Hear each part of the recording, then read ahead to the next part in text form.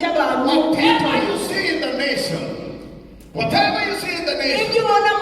it is in the church. That's why God said, judgment will start in the house of God. Because why? We are responsible. Before God judge the sinners, He first judge the house. Before He judge the nations, He will first judge us pastors.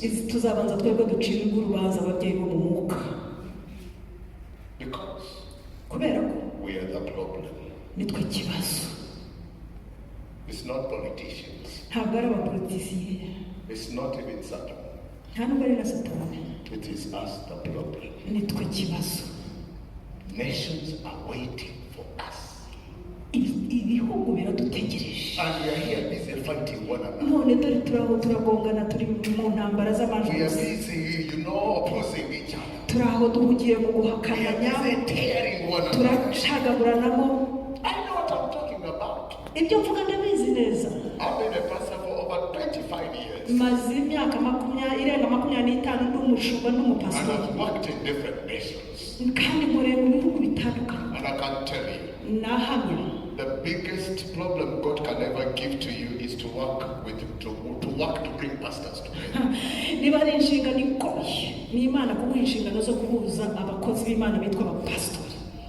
If God gives you an assignment to drive away demons, that is the cheapest.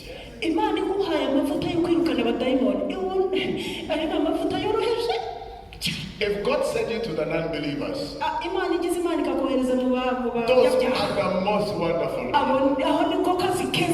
But if God would ever tell you to begin work to bring pastors together and work with them, begin to cry like a Jeremiah, because you are going to face trouble. Biggest trouble. Pastors, we are the biggest hindrance to that which God wants to do. It's not even believers.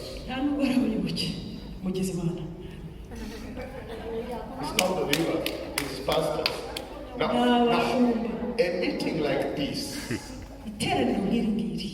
if you had access to the believers, and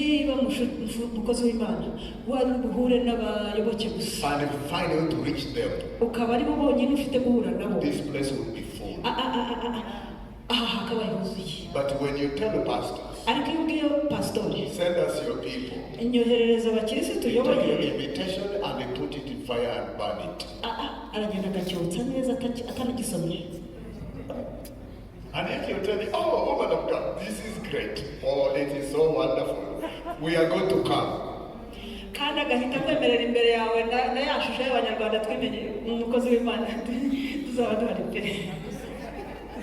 He take it and burn it and not tell anyone. And you have spoken to 50 pastors, they assure you we are going to send our churches and believers, and you're so happy, pastors, they were very positive, but it was hypocrisy. We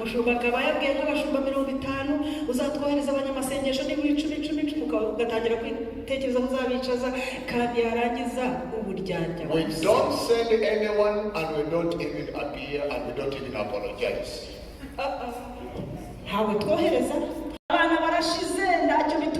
nations are dying, we don't care. As long as I get my next meal, that's all. That's a church in Africa. As long as I can get food on my table, that's all. Don't ask me anything. We carry no burden for our continent. These days, something has been surprising me. Do you realize that these days it is women in Rwanda in the church who are rising up?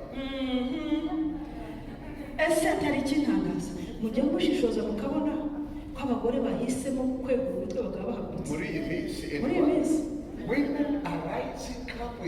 great power in this country. In the church. In the church.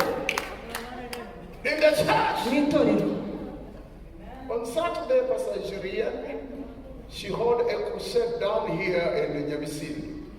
Pastor Julian yagize igiterane hariya muri Nyabisindu. And I was talking to her, she told me that the whole city of Kigali has permitted her to do crusades in the whole city of Kigali. Ubuyobozi bw'umujyi wa Kigali bamuhaye uburenganzira bwo gukora ibiterane muri uyu mujyi wose. This is what they say. We have seen what you are doing. We have seen you helping the prostitutes. We have seen you helping the drug addicts. We give you permission to hold crusades all over this and help us in the things we are failing to do. Then pastors who are here, we need to be careful.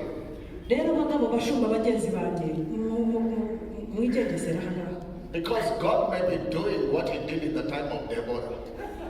Listen to what Deborah said. I looked in the nation. There was pain in the nation. There were not those who were entering and going out. And I knew leadership is supposed to be for men. I waited and waited to see a man rise. To see a man rise up and take responsibility. And all men were irresponsible. One of it is righteousness. Walking in righteousness. Doing what is right at any cost.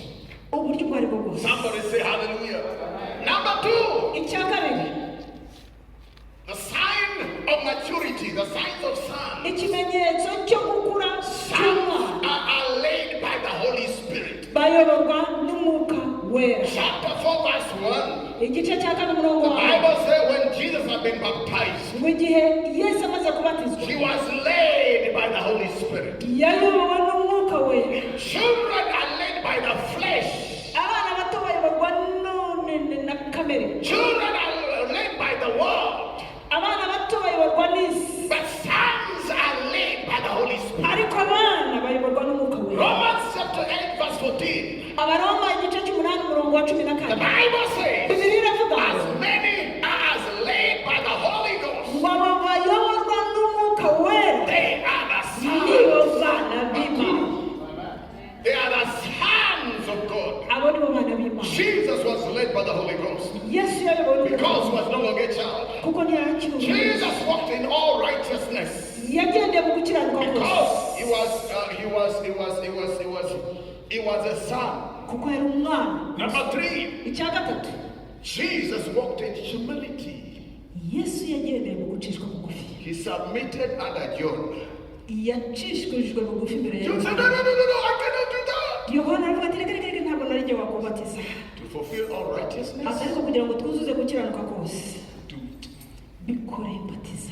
He submitted under authority. You remember the 3 children, sons, fathers. And you cannot submit your spiritual father. You are still a little child. Maturity brings us humility. Maturity is characterized by humility.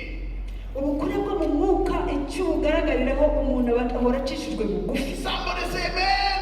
Even the Son of God, the Son of God Christ, the Son of God Christ is submitted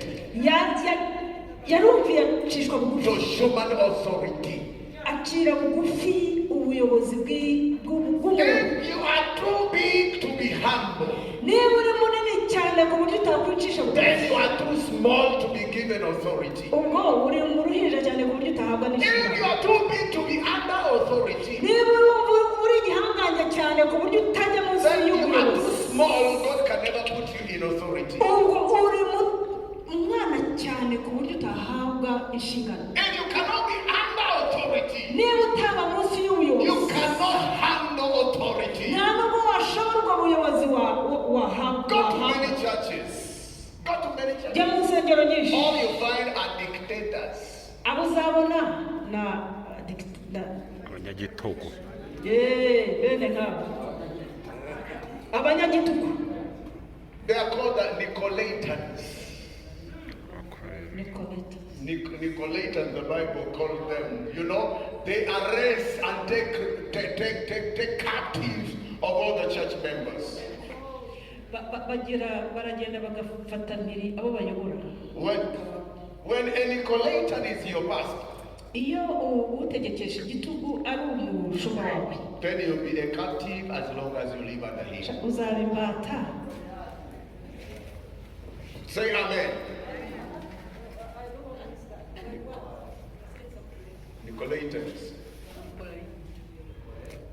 Nicolaitans. Yeah. So let's continue on. I'm showing you signs. You can test yourself. I can test myself and find, am I a son? Am I a child? ndakwereka ibimenyetso nawe wisuzuma uvuga atari ko se ndacyari uruhinja, nabaye mu kigero cy'umusore, ndi hehe aho ngaho. Do I submit to human authority? ese jya numvira ubuyobozi bw'umuntu uri imbere. Jesus had his father, yesu yumvishijwe ijwi rya se, but had to submit to John. ariko yaciriye bugufi You yohana. know, there are two people that declare the sonship of Christ. One was God the Father, another one was John the Baptist. There are two people. The